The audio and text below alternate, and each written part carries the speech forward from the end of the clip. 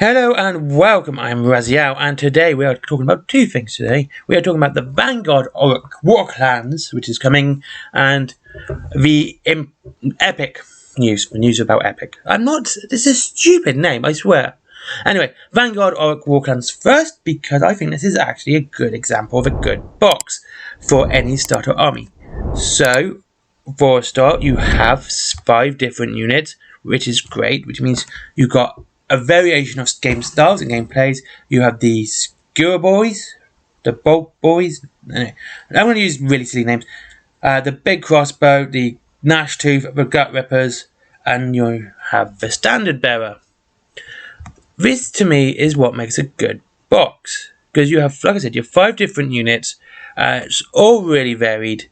You have a nice amount of range combat, something really heavy. Really heavy firing, and you have melee as well. They could have rounded it off with a nice bit of close fast attack, nice speedy arm bit as well. But for a beginner army, this isn't too bad. And the other thing is, for the prices that I could check, you are saving monies before you get to the gnash tooth and the standard bearer. It's £90 for the skewer boys, the big crossbow, and the gut rippers. That's £90 for an £85 box. So you're saving a £5 there. So the other two things are just free at this point. And when there's something big that's free, it's pretty cool. It's something that's nice. You have a nice big centerpiece for your army, and it's the thing that is free. It's the thing you're not paying for your army. And of course, you've got a standard as well, which means if you get 2 of these, you're going to be saving a tenner, and you could end up selling the gnash tooth and the standard off, and save yourself some more money. It's a good box, and like I said, it's nice, it's varied. You have a nice big centerpiece. I do like a decent centerpiece for your army. It's one of the reasons I love walkers so much, because they stand out so well, even against like big tanks. A walker stands out better, I swear. Even my sentinels look better than my Baneblade. But then again, my Baneblade's badly painted. So yeah, gotta say, I like this box. It's something that, to me, it was a good Vanguard box. It's a good box to start a cool boy army, especially.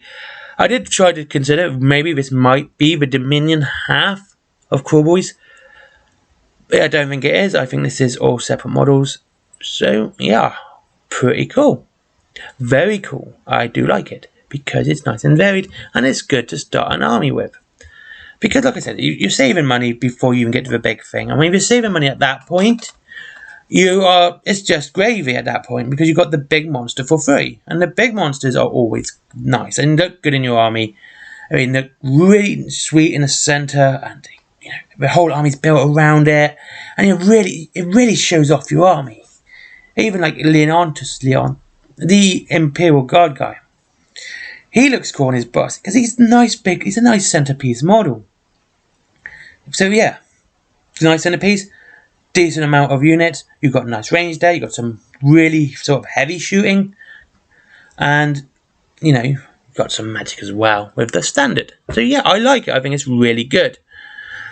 Now for Epic. Now Epic it's a bit of a weird one, because when they just show off these data sheets for new games without real context on how they work within the rules, and you've got to kind of guess on how they work, and this is the best we can do.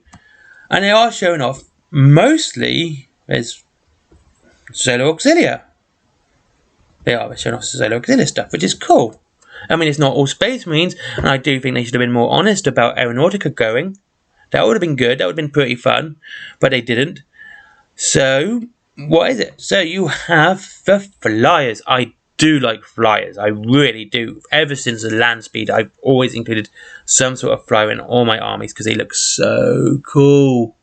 They just do. They look like the best looking thing ever. They add a depth to your game. That it's actually come off the table, and it's not just terrain.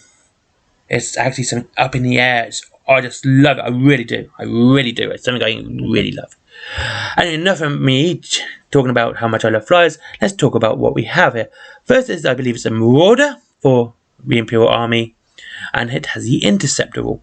The Interceptor, after a model with the Interceptor rule has finished moving, it may immediately fire a single weapon of the controlling player's choice that does not have the point defense trait. The model firing in this way may only target flyer models and suffers -2 to hit. And you can still fire it in your combat phase anyway. This is pretty cool. I like this. This is really good because this shows like a dogfighting sort of maneuver.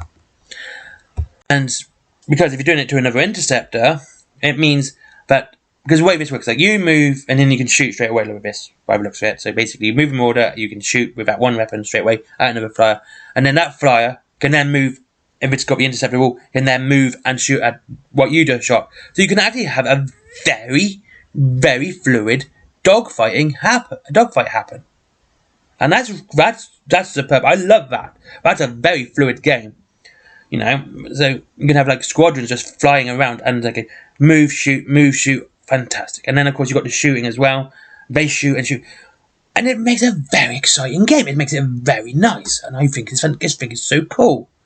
So you got this. This is brilliant. I love that. I think that's absolutely fantastic. This rule really got me excited. Like I said, I'll continue talking about Epic anyway, but there are things that get starting to get me away from Games Workshop at the moment, other games.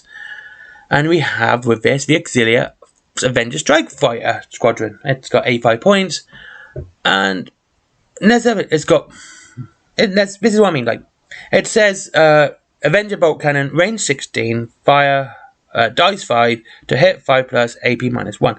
I think we can guess what AP is. That's kind of standard at the moment. But dice, I think that's how many dice you get, obviously. So you would, if you fire your bolt cannon, you would roll 5 dice, and to hit it would be a +1, 5+. You know, that's I think that's what that means. It's simple enough to say, and you know it's with a -AP, AP or -1. But I don't know what it means to. What I mean is, I don't really understand what it means to wound. So does it hit and wound automatically? Do all weapons wound automatically? Like I said, I don't know. This is what I mean. There's a lot of context missing. And you also got like the Jinx special. Now the Jinx special, I think, because the only other place I've really seen this is with the Dark Angels and Raven Ring, where it's an invulnerable save. So it looks like interceptors also might get an invulnerable save. Where normal save is 4+, but it looks like they might get this invulnerable save of 5+ as well. This is the Auxilia Avenger Strike Force. And it looks like you get a fair whack. Wing bombs. Is that this Avenger Strike? That might be the Avenger then. I thought it was a Marauder. Anyway. Then you have bombers, and they have a bombing run, which basically means they stop moving during their turn, and then they just drop bombs. That's it. And it's got to be for 3 inches of it. And that's it. They can't, unlike the Interceptor can only hit flyers, this one cannot hit flyers. So you can't go against another flyer with this one. You've got to hit ground troops. Makes sense, it's a bombing one. It would be cool if they actually added like a bit more depth. Like you could say, this one's up here and this one's down here. You could actually bomb on a vehicle. I'd say like a -2 or something. Like something like that. That would be fun and cool. And I think that's, like I said, it looks really good. I think these rules, especially that Interceptor rule, really does mean, I just like that. I do. I think it's fantastic. It makes the game very fluid and very active. It really does. And then you got transports. That's, well, it's transports. It's in every game. It says transport X. X is how many it can carry. Fair enough. It has rules for the Thunderhawk gunship. Not too bad. Again, it's got the hover and jink rules. I think hover means it doesn't have to move. Certain vehicles I would consider, given that, like I think the Interceptor will, like the Avenger, will have to move. I don't think it can stay still. Where the Thunderhawk gunship, I believe, can just stay still. It doesn't have to keep moving. That's what I believe the hover rule does, because that's hover and everything else. Point defense, I believe, means it can hold objectives. And I've already discussed Jink. I mean, these are pretty cool rules. They look fun. The Interceptor one has got me excited, because I do like it when they make a very fluid and active game. And honestly, this would make 40k so much better, things like this, you know. And Horus Heresy, I know a lot of complaints about Horus Heresy, about the reactions. But if they did this, you know, you move, they move, you shoot, they shoot, makes the game very fluid and very, you know, more immersive, because things are happening almost immediately. And so if I did that with Horus Heresy, reactions could pretty much disappear, except for some special ones which, you know, are out of turn sort of thing. So yeah, also just so you know, the Interceptor cannot fire in Overwatch. So there you go. Like, it's not too bad. It looks pretty good, alright? I like these rules. They're pretty cool. And the orruk warclan stuff's pretty cool too. It's not too bad for news. Like I said, that Interceptor rule is quite exciting. I hope we see more rules like that. See, when it's like that, it's nice and active. It's very fluid. The game moves at a faster rate. And it even seems faster because things are happening straight away. Rather than going, move, shoot. Oh, look, you lost all your... It's like move, shoot.